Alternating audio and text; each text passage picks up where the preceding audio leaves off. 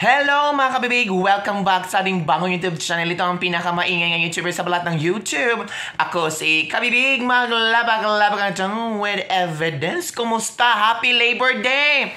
Lahat ng mga OFW, lahat ng mga empleyado sa Pilipinas na lumalaban araw-araw kasi sobrang mahal ng pamilihin sa Pilipinas. Hindi lang sa Pilipinas ha, pati buong mundo. Oo. Grabe. So, ito na ang ating latest lebak-lebak for today. Nadismaya ang maraming Pilipino. Ekes na daw si Senator Bato de la Rosa sa susunod na eleksyon. Hala ka! Hindi na daw nila iboboto si Senator Bato de la Rosa. Hindi na daw nila ito, anong tawag dito? Wala na silang tiwala kay Senator Bato de la Rosa after sa Senate hearing kahapon. Para yata nanlumo yung mga supporters si Senator Bato de la Rosa ba? After narinig nila na, ganun pala, mas mabuti pa daw si Raffy Tulfo kung magtanong ay talagang tinitingnan kung ano ang mga posibleng diferensya, posibleng pagkakamali, pagkukulang. Pero si Senator Bato de la Rosa daw is parang nakikinig lang sa isang presentation. Wala man lang komento na pwedeng mag-lead para sa mga witnesses para magsabi ng katotohanan. Ala ka, paano na yan? Goodbye na ba, Senator Bato de la Rosa sa pagiging senador? Re-electionist ito eh. Senator Bato de la Rosa sa 2025 senatorial election. Paano na yan? Nawawala ng gana ang mga tao. Akala namin maisog. Akala namin ganun siya ka matapang, baka tulad din Duterte na talagang magtatanong, talagang i-scrutinize lahat. Pero hindi pala. Lumambot ang isang bato. Ay sabi ng mga netizen. Yun ang nabasa-basa ko sa mga komento nila. Pero ang sabi naman ni Senator Bato de la Rosa, tungkol sa ano ba? Tungkol sa yung 1 tons of shabu. Oo.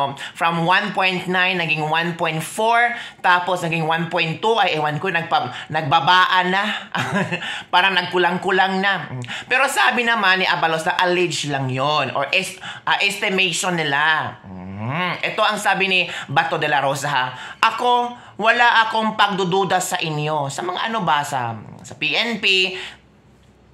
Pero sa ordinaryong tao, kapag iyan ay nabalita at nasaksakan ng komento, ang mga tao ngayon mag-iisip. So, dapat maklaro natin iyan dito. So, Bato de la Rosa expresses no doubt. Wala siyang pagdududa about sa multi-billion pesos illegal drug na kung saan ay talagang naniniwala siya. Well, siya naman yung chairman, di ba? So, wala tayong magagawa niyan. Kasi, sabi ng iba, Bato, bakit hindi ka nagpahiring? Nagpahiring na si Bato. Napresenta na lahat. Ay, naniwala si Bato na, wala akong duda dyan. Totoo mga sinasabi nyo. Mabuti na magkaroon tayo ng hearing para klaro sa mga tao na kung ano ang nangyari. At ito pa. Tungkol sa PIDEA leaks, doon na ang mga netizen nag-albaruto. Nahalata naman na pwede sanang matanong yun ni Bato ay hindi siya nagtanong. Anong nangyari? Lalo na napikon si Bato sa post ni Maharlika. Ang sabi naman ni Maharlika, nagtanong lang ako. Mali ba na magtanong ako? Ako yung magdadala ng boses ng mga sambayan ng Pilipino that watching the Senate hearing and also checking, analyzing, criticizing what happened during the Senate hearing. Pinost ko lang para at least kung mabasa nila, makapag-reflect sila. Pero sabi ni Senator Bato de la Rosa, parang binaboy daw si Senator Bato de la Rosa sa komento ni Maharlika. Napagtanto ko ba, si Maharlika ba ang topic dito? Di ba ang PIDEA leaks, yung mga dokumento ang komento? Ang topic dito. Bakit biglang naging Maharlika na ang issue? Bakit hindi mag-focus sa kung paano na-leak yung PIDEA information, yung dokumento, at totoo ba yung nasa dokumento? Yun dapat pinofokusan. Hindi yung puro si Maharlika na lang. Para yata si Maharlika naging suspect dito. Ito ang sabi ng isang netizen. Binoto ko si Bato noong 2019 dahil inendorso siya ni President Duterte at nakitaan ko siya ng tikas bilang PNP chief.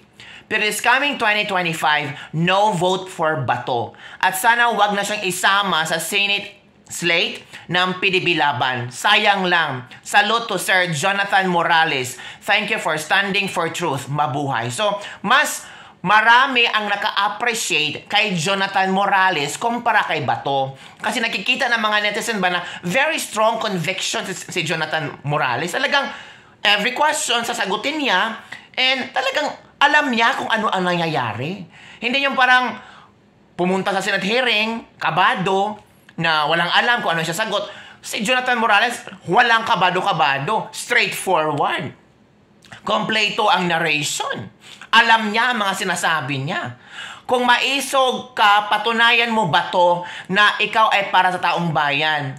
At ang taong bayan ang nagluklok sa'yo, kaya huwag kang masyadong pahalata na pabor ka sa gobyerno. Hindi naman ibig sabihin pabor si Bato sa gobyerno. Of course, nasa gobyerno siya si Pangulong Bongbong Marcos. Maybe Bato is very careful and also observant sa Senate hearing. Ito pa. Kapag nagkamali ka ulit, Senator, kami mismo ang babati ko sa inyo. Nagmamatyag lang kami sa pinaggagawa mo. Hala!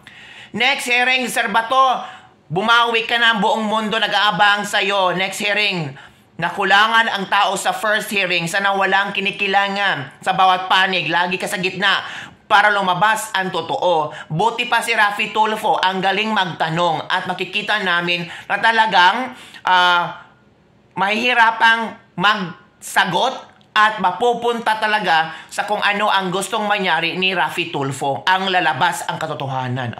Ito na. Nakumpara na si Bato at Raffy Tulfo. Ito pa. Senator, konting tigas naman dyan. Huwag mong samahan ng emosyon na sa iyo ang kapangyarihan. Lagyan mo naman ng pangil ang mga pagtatanong. Parang hindi investigador eh. No doubt na matapang at magaling kayong totoong combat. Kaso iba ang Senate hearing. Kapag mahina ang interrogation mo, kakainin ka lang ng mga resource person mo. Trust no one. Lahat yan kaharap mo Senate hearing 100%. Di magsasabi ng katotohanan. Maiiwasan kaya ang mga iyan kahit nga ikaw ay parang na may iniwasan din. Baka may matamaan. Huwag ganon. Straight to the point.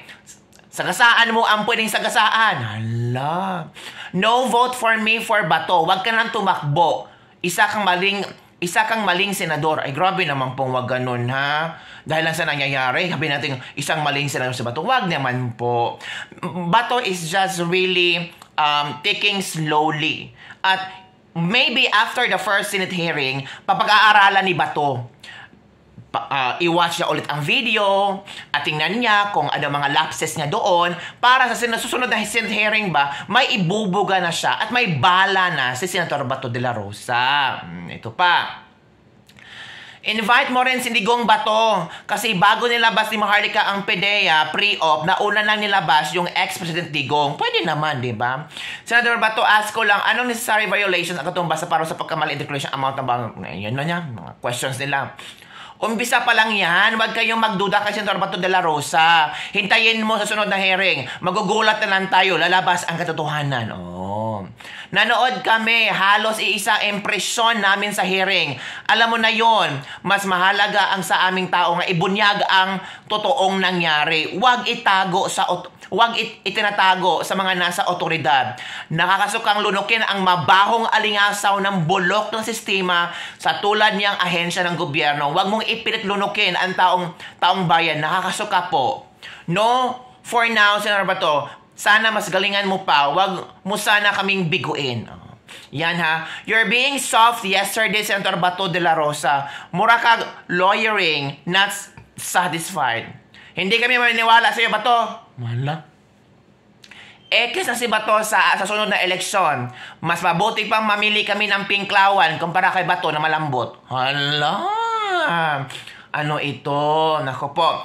Ano sa inyong mga kabibig dyan, ano ang inyong komento tungkol dito na parang nawawala ng gana ang mga netizens kay Senator Bato de la Rosa. Dahil sa Senate hearing sa isang Senate hearing, parang nawawala ng gana ang mga tao kay Senator Bato de la Rosa. In fairness naman ang daming supporters ni Senator Bato de la Rosa. At maybe sa sunod na hearing, magpapakitang gil sa si Senator Bato de la Rosa, na pag-aralan na niya ang kaso, at baka masashock na tayo na may pangil na patungo na tayo sa ating hinahanap na kasagutan sa lahat ng isyong ito. Yun lang talaga.